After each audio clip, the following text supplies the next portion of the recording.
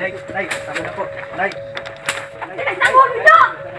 May istago lang kayo dito!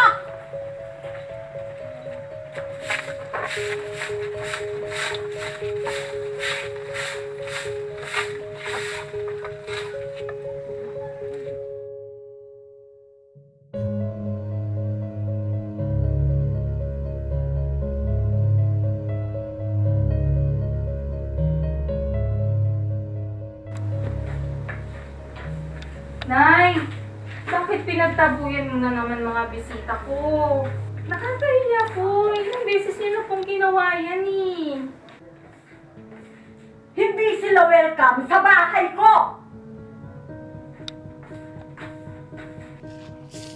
Kanina kami nalang. Magandang araw po. Pwede po ba namin kayong maanyayahan sa...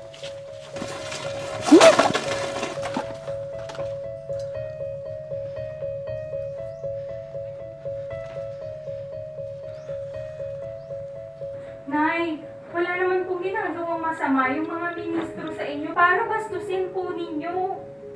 Ilang beses ko bang sasabihin sa'yo na huwag niyo akong pilitin na makinig sa iglesia niyo? Hindi naman po kayo pinipilit, Nay. Anong hindi? Talagang ipagtataboy lang ko sila.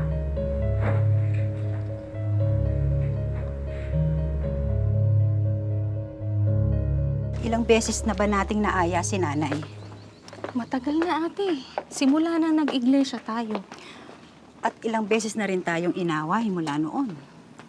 Nagagalit nga sa mga apo niya, sa mga anak ko, sa akin. Nakakahiya pa nito. Pinagtatabuyan niya yung mga ministro. Hindi madali, Pas. Sarado na isip. Sa Katoliko kasi lumaki at tumanda. Kaya ayaw nang tumanggap ng iba. Saklap naman ito, ate. Kung hindi natin maisasama si nanay sa tamang pagsamba sa Diyos, tayong mga anak. Hindi ako tumitigil ng pag-aanyaya kay nanay. Kahit pa napagsasalitaan niya ako ng masasakit na salita. Wala na ba tayong magagawang paraan, ate, para kay nanay? Kung tayong mga anak, mga apo niya, maliligtas sa araw ng paghuhukom. Si nanay hindi. Huwag tayong titigil, Pas. Tayo, walang magagawa. Pero ang Diyos, meron. Ate, hindi ako tumitigil sa pagyaya kay nanay na madinig ang tungkol sa iglesia. Hindi din ako tumitigil sa mga pagpapanata.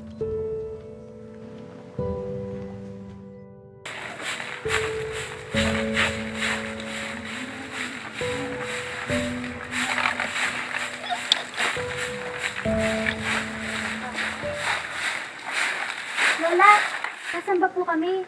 Sama po kayo? Uubusin lang ang pera niyo sa kakasamba dyan!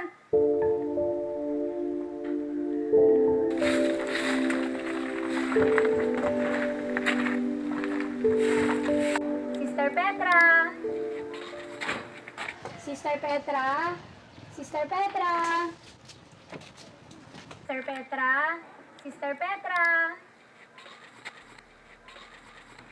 Sister Petra, bukas na po ang misa ni Father para po sa piyesta. Pinapakuha na po ang bayad natin kay Father. Oo nga pala. Teka lang. Kukunin ko sa loob.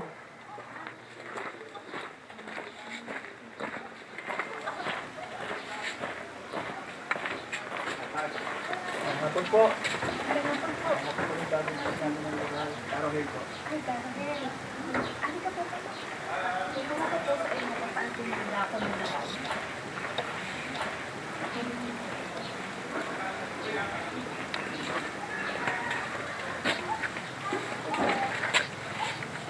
Maraming salamat po sa lagi po niyong pagbibigay sa simbahan. Wala yun. Taon-taon na lang po tuwing fiesta, kayo po ang nagbibigay ng bayad kay Father para sa misa. At lagi may pinakakatay na baboy para ialas sa patro tuwing piyesta. Basta para sa simbahan. Wala kayong alalahanin. Maraming salamat po. Sige po. Babalik na lang po ako bukas, Papa. Opo, makakaasa po kayo. Marami po tayong magiging panauhin bukas. Para po makinig ng mga aral ng Panginoon Diyos. hapon po.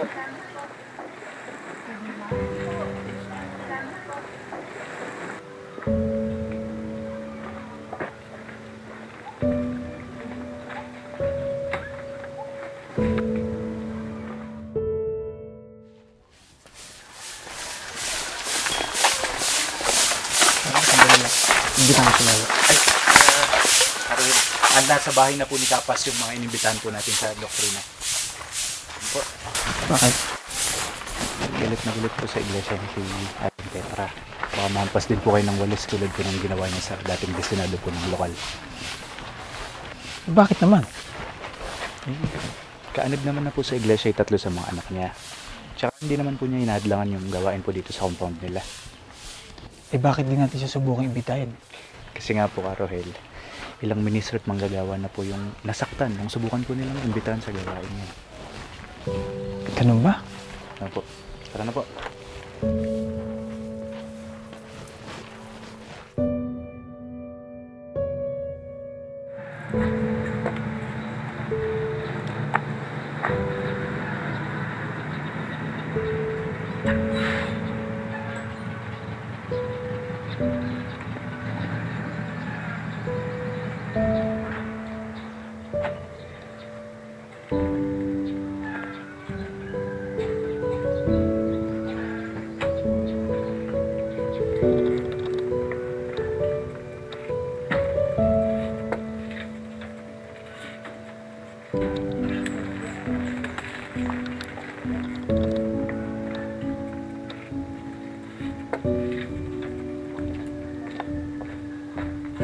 Magandang araw po.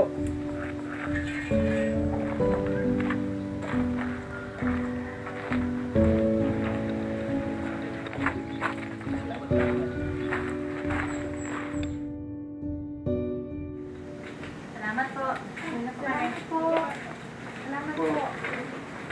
Tapos, ang dami kong gumalo sa gawain ng gabi. Nauna na po ako. Wala akong tumahan. Nauna na po ako. Salamat po. Magandang gabi po. Talagang bukas po, mas madami pa kita. May ibang Kapas. Gusto ko po sanang puntaan ng nanay niyo sa kabilang bahay. Gusto po sana namin. Kaya lang po. Kasi po, Baka matulad ako sa mga naunang nagkakay sa kanya. nahihiya na nga po kami sa inyo. Bakit hindi natin ulit siya anyayahan? Gustong gusto po namin na makasama siya sa tamang paglilingkod sa Diyos. Kaya lang po, talagang matigas po ang puso ni nanay. Tamang panahon talaga ang Panginoon Diyos sa pagtawag. Baka ngayon na ang tamang panahon para tawagan na rin.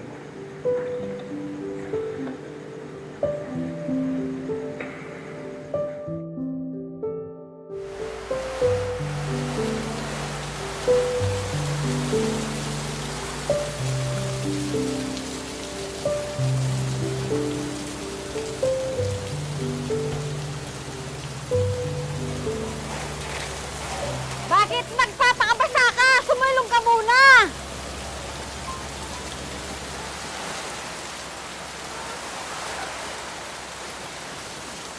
Magandang hapon po.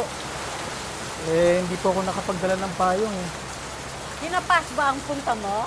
Opo, may Bible study on doctrines po kami. Teka, sandali.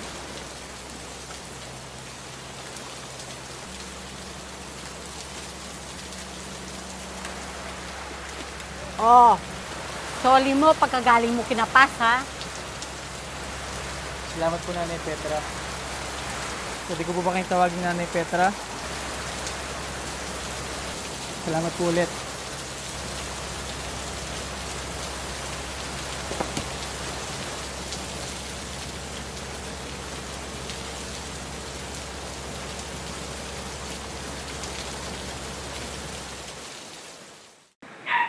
Ka-Arman, pwede bang pasabi kila Kapas, pa-adjust muna yung gawain sa bahay nila?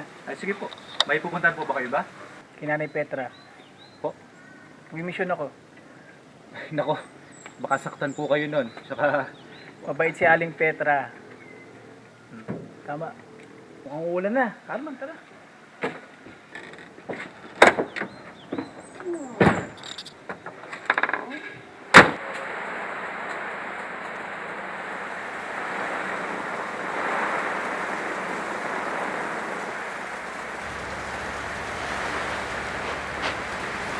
Ay, magandang hapon po. Maaari po ba ulit kami makisilong po dito sa inyo? Maaari naman. Nawala ko to. Mabuti pa, pumasok muna kayo dito sa loob ng bahay. Pasensya na po. Nabot naman po kami ng ulan dito sa inyo. Salamat po.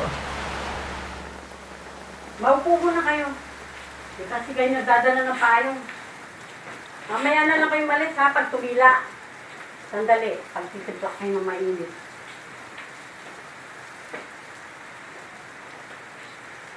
Galing na ba kayo, pinapas? Papunta pa lang po.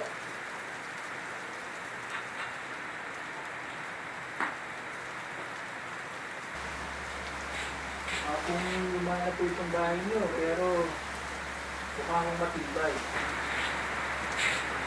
Oo nga, lumana. Pinarenovate ko nga lang eh. Ang mga original na materialis na ginamit ay mga pinaglumaang kahoy ng rilis. Nakakahingi kasi yung asawa ko kasi dati siyang nagtatrabaho sa PNR nun. Ganun po pala. Yung mister ko, nung bata pa daw siya, dating tumira malapit doon sa punong ministro ninyo. Doon sa Manila, sa May San Juan. Kung ang tinutukoy po ninyo na punong ministro yung kapatid na Felix Ray Manalo, siya po ang kinikilala naming sugo ng Diyos sa mga huling araw ayon po sa patutungan ng Biblia. Ha? Basta, yung pinaka mataas na ministro ninyo noon. Hangang-hanga nga yung asawa ko doon eh. Mahusay daw magturo. Nakapakinig po pala ang mister ninyo ng pagtuturo ng Ka-Felix. Sa pagsamba po ba o pamamahayag? Hindi ko siya. Pero ang sabi ng mister ko, totoo nasa Biblia. Mula sa Biblia, ang itinuturo ng punong ministro ninyo. Yan ang kinukwento sa akin. Alam mo, yung mister ko, mahilig magbasa ng Biblia. Ang dami nga niyang notes. At yun ang tinuturo sa akin. Pati nga, paghahanap ng talata, lagi siyang may quote from the Bible. Pero ang sabi niya, lahat ng tinuturo nasa Biblia. Kaya hangang-hanga masawa ko. Pero nasabi po ba ng mister ninyo na ang Iglesia ni Cristo ay nasa Biblia? Oo naman, nasabi niya. Pero hindi niyo po alam ang araw ng Iglesia ni Cristo. Siyempre hindi, ayoko. Hindi niyo po ba sinubukan na alamin noon? Asawa ko lang nagkukwento. Hinihintay ko nga lang kung ano ituturo sa akin, kung ano sasabihin. Oo. Inumin niyo muna yung kape niyo, lalamig. Thank you.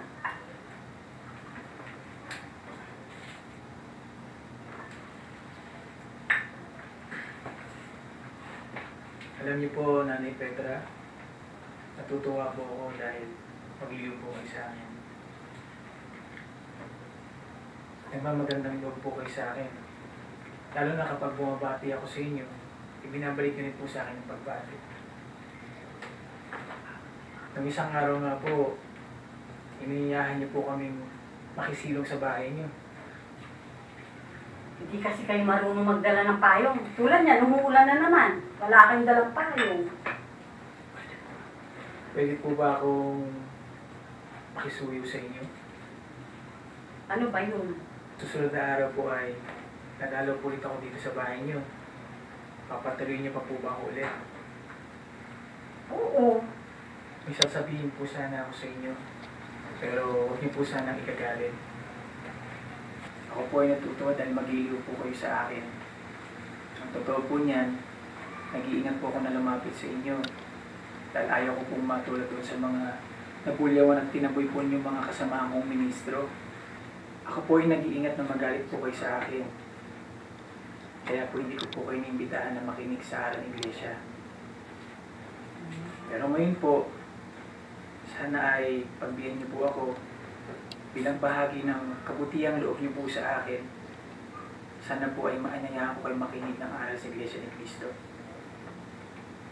Ang akin lang po, kapag pinayagan po ninyo akong muling bumalik dito, sana po ay payagan niyo ako makapagturo ng aral mula sa Biblia.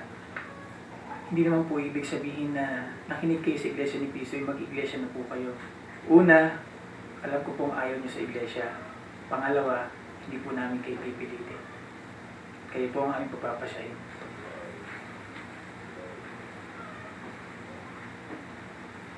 Gano'ng katagal yun? Saglit lang po. Isang paksa lang po ang ituturo namin sa inyo bawat araw. Sayang yung oras ko. Ilang minuto lamang po ang pakikinig bawat araw. Makikinig lang. Di papakonvert. Opo, makikinig lang. Ngayon po, kung hindi po kayo magkasya sa pakikinig lang, pwede po kayo magtanong at sasagutin ko po yun ayon po sa Biblia. Malinaw ang usapan natin. Hindi ako mag-iiglesia. Opo, agreement po natin yan. Makikinig lang po kayo. Pagtapos ko pong magturo, may dahilan na po kayo para sabihin ayaw nyo mag-iglesia dahil hindi nyo po matanggap ang aral. Makikinig lang. Opo. Pwede akong magtanong. Opo. Ulitin ko po sa inyo. Sa panig po namin ay hindi po namin kayo pipilitin. Hahayaan po namin kayo ang magpasya. Mahirap naman po kasing ayawan ng isang bagay na hindi nyo pa po nakikita, natidinig o nararanasan. Pero pag hindi ko gusto yung sasabihin mo, patitigilin kita. Opo. Ano po, Nanay Petra? Papayag na po ba kayo na pumasyal ulit ako dito?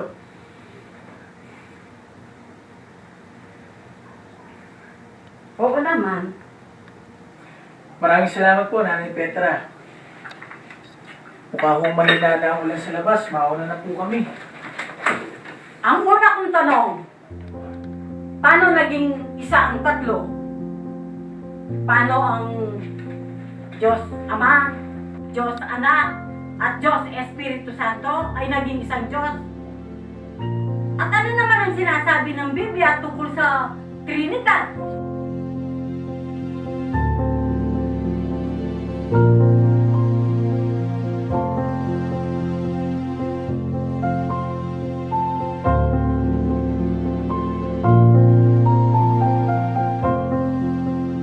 Paano niyo po nakumbinsi ang nanay na makinig? Hindi po ako kapas. Ang Panginoong Diyos po. At hindi po kayo sinaktan at pinagtabo yan. Hindi po. Tulong ng Panginoon. Dininig po ng Ama ang mga panalangin niyo, kapas. Para kay Nanay Petra. Sana po, pagtuloy-tuloy na po si nanay makinig.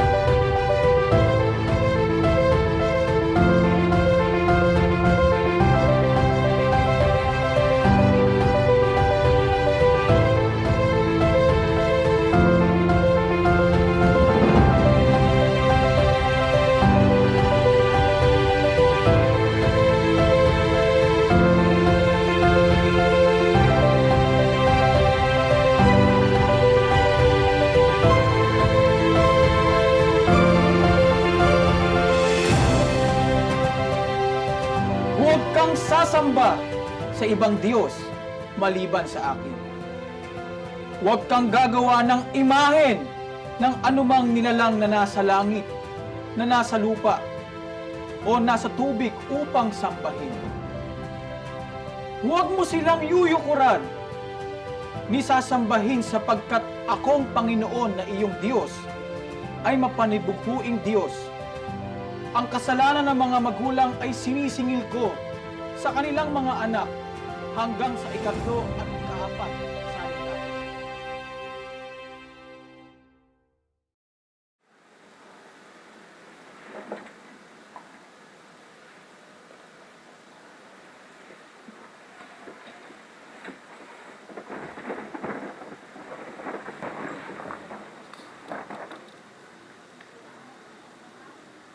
Huwag kang gagawa para sa iyo ng larawang inanyuan o ng kawangis man ng anumang anyong nasa itaas sa langit o nasa ibaba sa lupa o ng nasa tubig sa ilalim.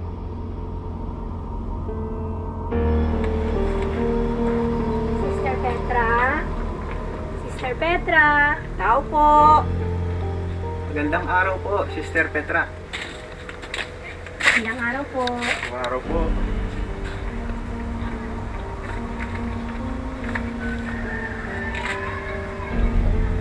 Pagpalain ay Panginoon.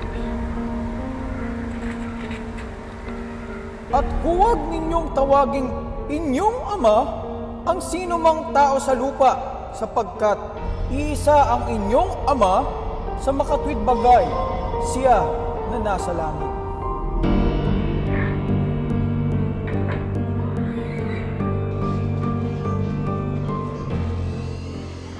At lagi may pinakakatay na baboy para ialas sa patron tuwing piyesta. Basta para sa simbahan, wala kayong alalakanin. Huwag kayong kakain ng anumang inihandog sa mga Diyos-Diyusan.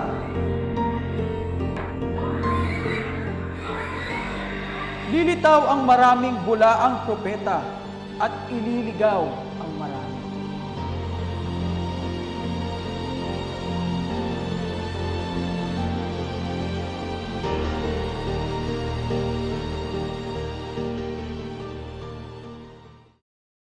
Kaya po ng pangako ko po sa inyo, pagtapos po magturo ng aral mula sa Biblia, ay ibibigay na po namin sa inyong papapasya. Wala na ho ba kayong ibang mga tanong? Wala na. Malinaw ang paliwanag mo mula sa Biblia. Kung gayon po, magpapaalam na po ako. Tulad po ng pangako ko sa inyo, hindi na po ako babalik. Kung hindi po kayo mag-iglesia, ay hindi po ako magdaramdam. At wala rin po kayong dahilan para magalit po kayo sa akin. Wala naman po magbabago. Kung makita ko po kayo sa daan, babatiin ko pa rin po kayo. Sana po ibatiin niyo pa rin po ako. Maraming salamat po dahil binigyan niyo kami ng pagkakataon na maibahagi ang aral po namin sinasampalatayanan sa loob ng Iglesia ni Cristo. Maraming salamat po, Nanay Petra. Mauna na po kami. Tuloy na po kami.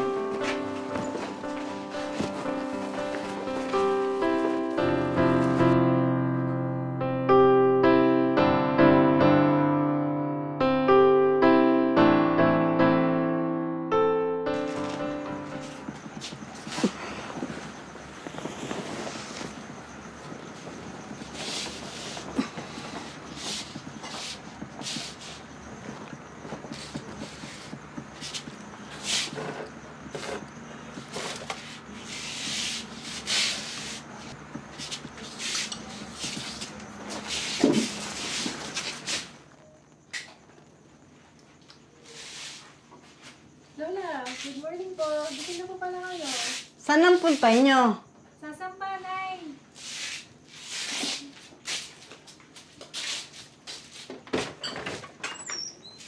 Saan?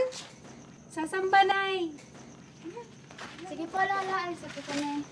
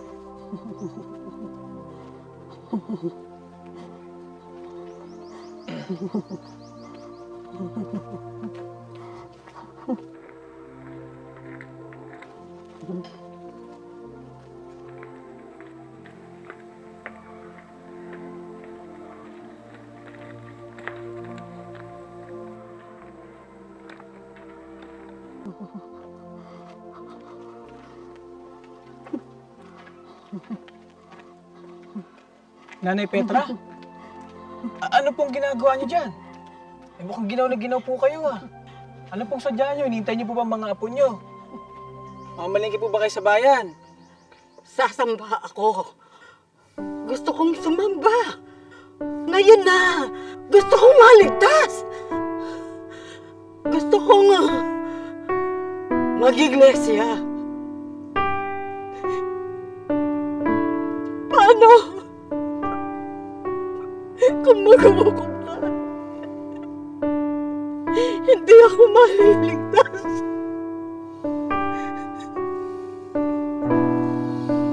Halika na po.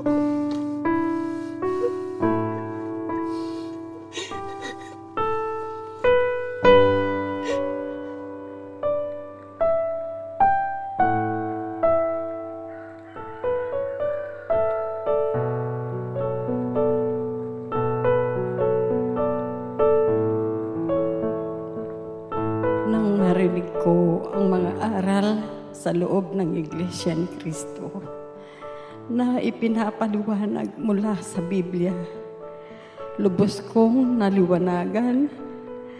Nakita ko na salungat sa mga aral ng Diyos ang mga aral sa kinagisnang kong relihiyon. Salamat po sa iyo, Ama. Nangangako ako sa awa at tulong mo po ay gugugunin ko ang kukunti na lang na natitira sa buhay ko sa pagsunod sa mga kalooban mo. At maglilingkod po ako sa iyo sa loob ng Iglesia ni Cristo hanggang sa wakas.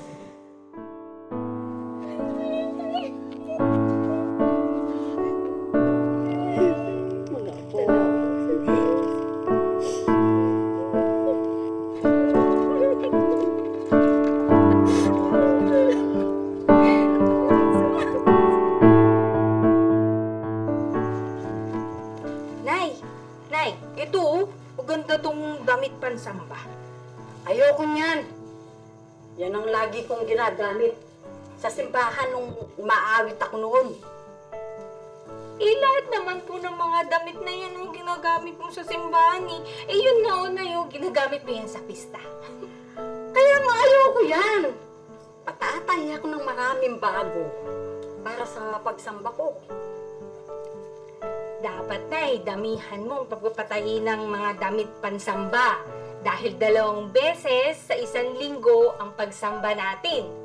Sa simbahan na, Nay, 1 beses ka lang nagsisimba. Din birthday mo lang, tsaka pista. Noon yun, nung hindi pa ako Iglesia ni Cristo. Pero ngayon, mas madadalas ako sa kapilya. Lalo na ngayon, naghihintay na lang ako sa baptismo ko. Alam nyo, Nay, matapos lang ang probation period nyo, magiging ganap na Iglesia ni Cristo na kayo. Tingnan mo nga naman, no?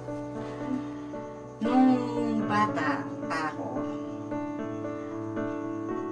lumaki ako sa simbahan. Niluhuran ko lahat ng mga santo.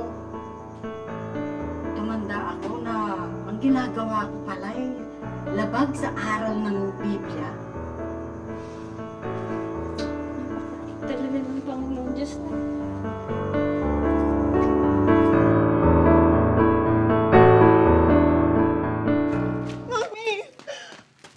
Oh, bakit? Lola ko!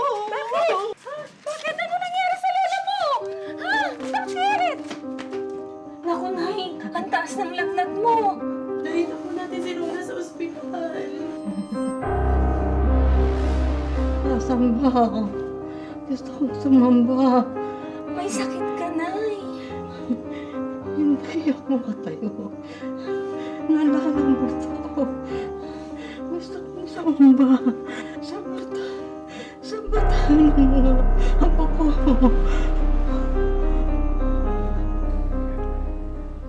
Binigyan na si nanay ng gamot. Sabi po ng doktor, pwede na po siyang magpagaling sa bahay.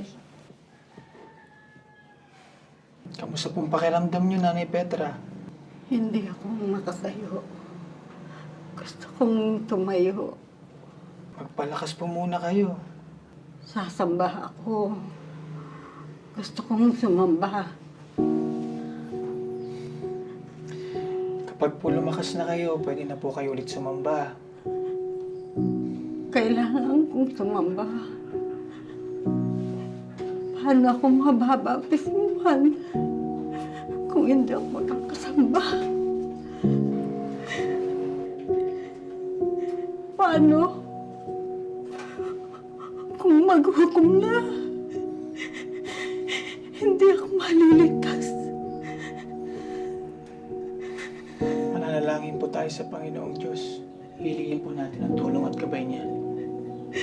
Palalakasin niya po kayo para makasamba na po kayo ulit. Gusto ko pang mabuhay. Kahit kaunti lang. Gusto kong mabautismuhan. Gusto kong maligtas.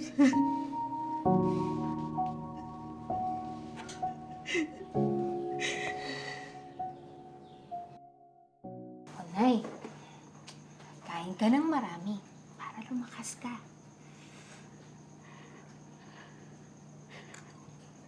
Pakiramdam ko, hindi ako gumagaling.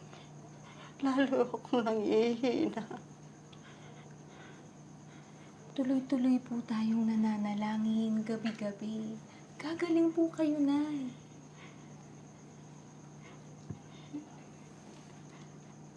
Nak, bihisan mo nga ako. Linggo ngayon. Sasamba tayo. Gusto kong sumamba. Nay, Hindi ba ako pwedeng mabautismuhan? Para ganap na akong iglesia ni Cristo. Para makatsak na ako'y ligtas. Kung sakaling mamamatay ako.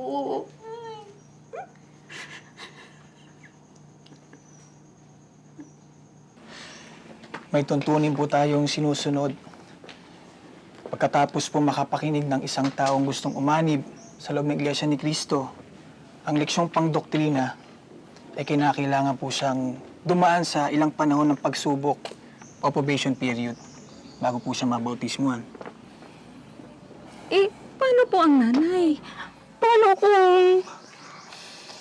Sasangguni po natin sa pamamahala ng Iglesia ang kalagayan ng Nanay Petra. Kapas, samahan po natin ang panalangin.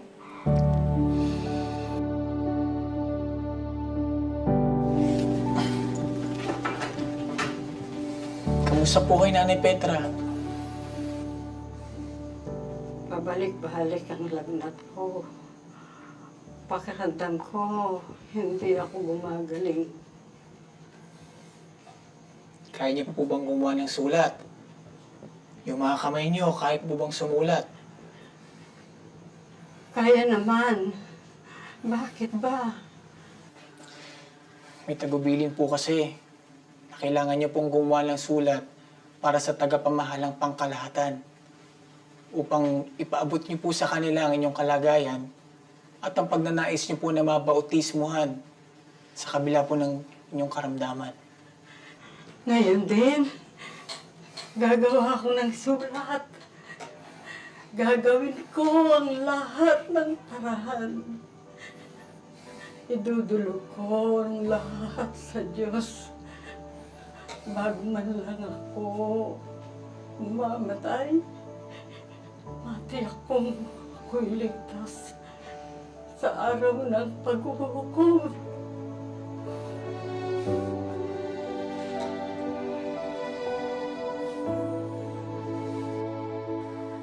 Panginoon ng Diyos, humihingi po ako ng konting buhay. Pakidugtungan mo po ang buhay ko. Payagan mo po na maging ganap na hinirang ako. Na may karapatang maglingkod sa'yo kung iyo kong mamarapatin. may pagsilbi ko pa ang kukunting natitira ng buhay na ipagkakaloob mo po sa akin. Sa paglilingkod ko, sana po pagalingin mo ako at tulungan mo po ako, Diyos ko.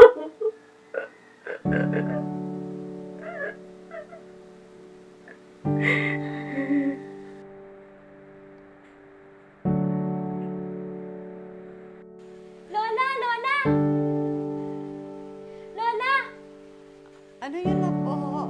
Tumawag po si Carohel. Babautismo na po kayo sa Sabado. Salamat sa Diyos.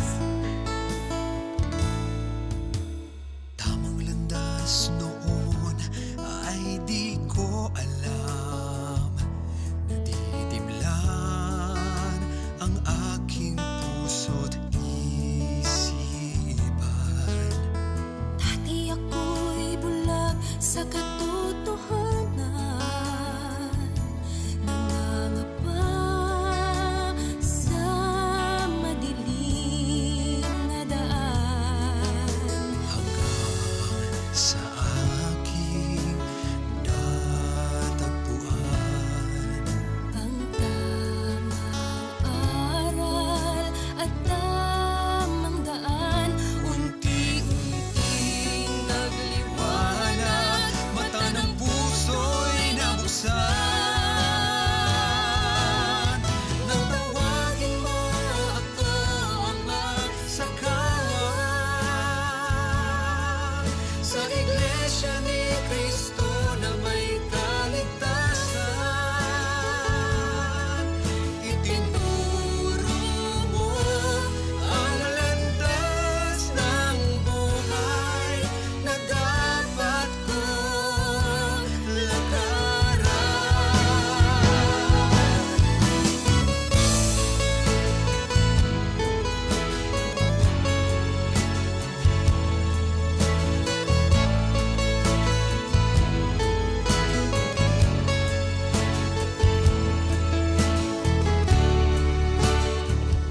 Maging malakas habang naglalakbay sa mundong ito. Iyon ang panalangin ko lang. Abutan ni Kristo. Kasama na ako sa langit. Yun ang aking giling. Kung ako'y sakaling magtatagal, kung dumating siya, hindi ako'y kasama. Mabuting datnan akong ganitong buhay at ligtas na ako sa langit. Sasama na lang ako doon sa kanya. Tamang landas noon ay di ko alam.